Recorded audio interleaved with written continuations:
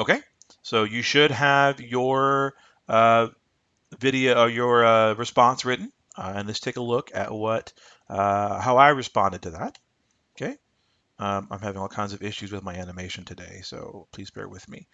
Okay, so cultural diffusion is the transfer and integration of specific cultural elements from one group to another. Okay, that is our definition. Our first process says one process through which diffusion occurs is relocation.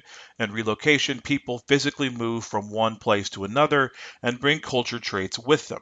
As they interact with people in their new location, they exchange traits with them. A historical example of this type of diffusion might be the Columbian Exchange, in which the New World and Old World physically exchange crops and diseases such as smallpox. Okay, so there we have one example of diffusion in terms of relocation. And we've also given a very specific historical example, in this case, of the Columbian Exchange. Okay. All right. Another process is hierarchical diffusion, in which culture elements move, but it is only adopted by certain groups of people at first, and then slowly adopted by others.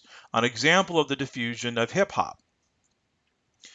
This style started in large U.S. urban centers, then spread to urban youth in other cities before slowly being adopted more widely.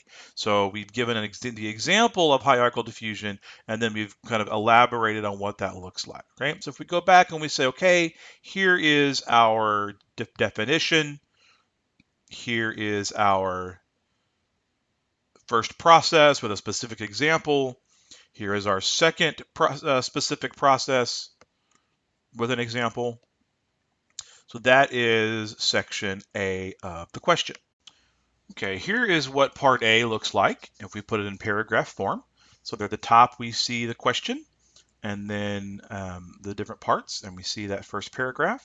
So we see how our examples are kind of integrated into what a response might look like. Of course, responses will be handwritten, but these are kind of what it looks like in paragraph form.